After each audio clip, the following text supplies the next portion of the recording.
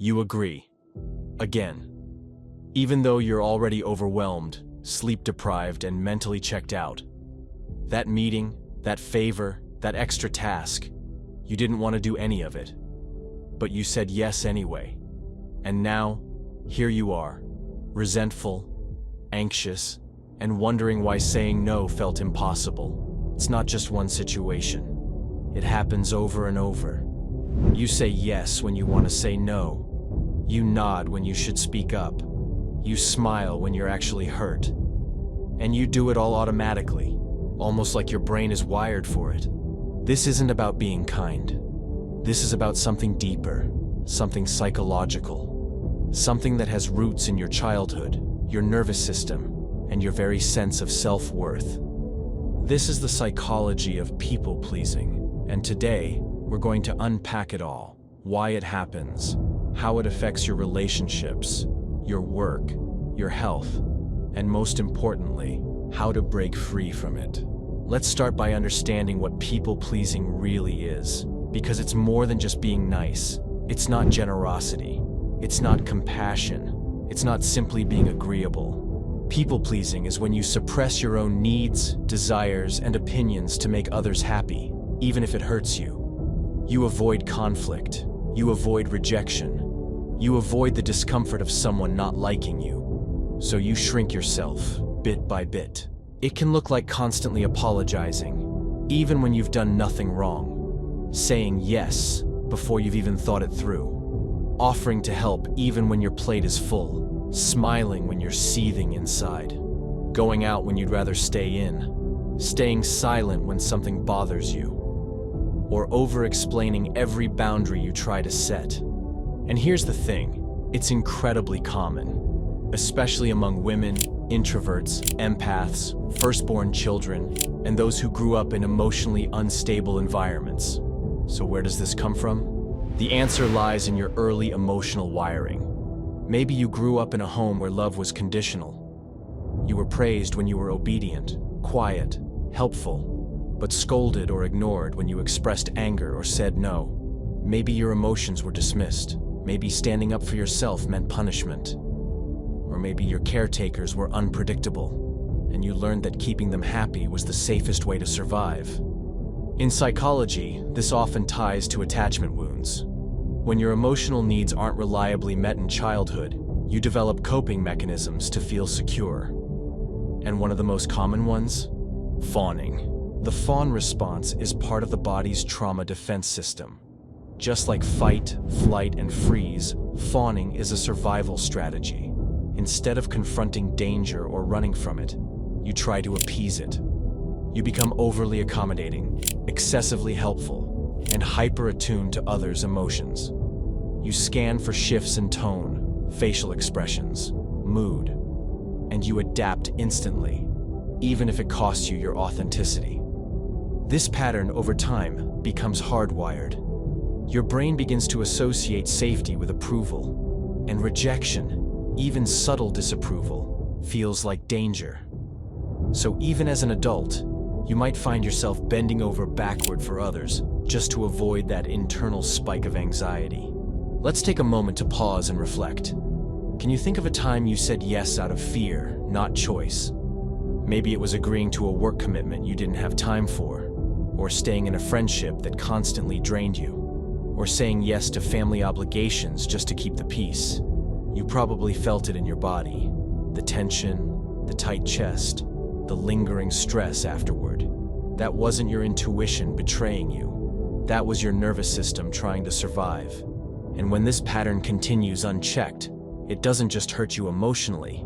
It can affect your mental health, your identity, and even your physical well-being. Let's talk about the cost of chronic people-pleasing. On the surface, you might appear helpful, dependable, sweet, cooperative, the kind of person everyone likes. But inside, you're likely carrying a heavy emotional weight. Constant self-suppression leads to resentment. It builds up quietly. You begin to feel invisible, unheard, and exhausted. You start to question whether anyone really knows the real you, or just the version you've created to please them. Emotionally, this can look like burnout, anxiety, even depression. You may feel disconnected from your own wants. When someone asks, "What do you want?" you freeze.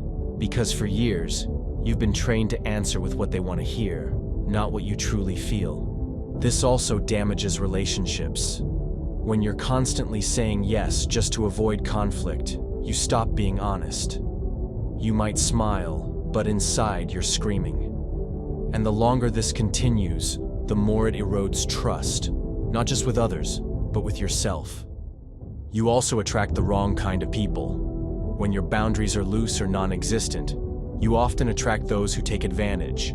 Manipulators, narcissists, or even well-meaning people who assume you're always available. And because you've trained yourself to avoid discomfort, you rarely correct them. The cycle continues. In the workplace, people pleasers often take on too much, avoid leadership roles, or burn out trying to meet everyone's expectations. You might feel like you're never doing enough, because every time you meet one need, 10 more appear. And still, you rarely receive the recognition you hope for. This lifestyle of chronic compliance affects your body too. When you constantly ignore your own stress signals, your body keeps the score. Cortisol levels rise. You feel wired but tired. You may struggle with sleep, digestion, migraines, or chronic fatigue.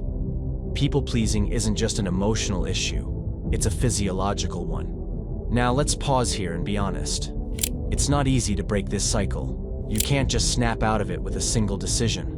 Because for many of us, people-pleasing isn't a flaw. It's a survival strategy we've used our entire lives. But here's the truth. Survival mode is no place to build a life. It's time to shift from surviving to living. So how do we begin the healing process? It starts with awareness. Naming the pattern is powerful. You might say, "I'm not being kind right now. I'm abandoning myself." That shift in language can wake up your brain. It pulls you out of automatic behavior and back into conscious choice. The next step is learning to tolerate discomfort. Saying no will feel bad at first. You might feel guilty, anxious, even panicked. But those feelings aren't signs that you're doing something wrong. They're signs that you're doing something new. Practice micro-boundaries. Start with low-stakes situations. Say no to a request that drains you. Ask for time to think before you commit. Pause before replying. These tiny acts are like weightlifting for your self-worth. Each rep makes you stronger. You'll also need to rewire how you perceive conflict. Many people-pleasers see conflict as danger, but healthy conflict is actually a sign of trust. It means both people feel safe enough to be honest. Disagreement isn't rejection, it's communication. And learning to express your needs without apology is a skill that will transform your relationships. We'll go deeper into boundary setting and nervous system work in the next section. But for now, take this in. You are not responsible for other people's happiness. You are not required to sacrifice your well-being for approval. And you are allowed to be loved for who you are, not just for what you do. Now let's talk about boundaries, because this is the heart of people-pleasing recovery. Boundaries are not walls. They're not punishments. They're not acts of defiance. Boundaries are bridges between you and others, where mutual respect can exist. But for people-pleasers, boundaries often feel terrifying. Why? Because we associate saying no with rejection. We believe that if we set a limit, the other person will leave, or get angry, or stop loving us. And those fears aren't irrational. They come from past experiences. Maybe the first time you tried to stand up for yourself, it didn't go well. Maybe you were shut down, mocked, or abandoned. So your nervous system logged it as, boundaries are unsafe. But here's the truth. Boundaries don't push the right people away. They filter the wrong ones out. And healthy people will appreciate your boundaries. They may not always like them, but they'll respect them. And even more importantly, you'll begin to respect yourself. So how do you start? Use gentle, direct language. For example, "Thanks for thinking of me, but I'll have to pass this time. I'm focusing on my mental health right now and can't take that on. I need a bit of space to recharge, but I'm still here for you." Notice that you're not rude, dismissive, or cold. You're simply honest. That honesty might feel shaky at first, but the more you use it, the more confident you'll become. Another key part of healing is reconnecting with your own needs, because many people pleasers are completely disconnected from what they actually want. After years of scanning other people's emotions, your inner compass may feel broken, so start slow. Ask yourself daily, what do I want right now? What would feel nourishing? What am I saying yes to out of guilt instead of alignment? These questions bring you back to you, the part of you that's been buried under layers of performance and fear. And here's something else you need to hear. You're allowed to disappoint people. Read that again. You're allowed to disappoint people. Not intentionally, not cruelly, but simply by being human, by having limits, by not being everything to everyone. Disappointment is a part of real, mature relationships. And the more you try to avoid it, the more you betray yourself. Your job in life is not to be liked by everyone. It's to live in integrity with yourself. Let's also talk about emotional guilt. That sticky feeling that shows up the moment you say no or prioritize yourself. Guilt is normal, especially if you were raised in environments where self-sacrifice was praised.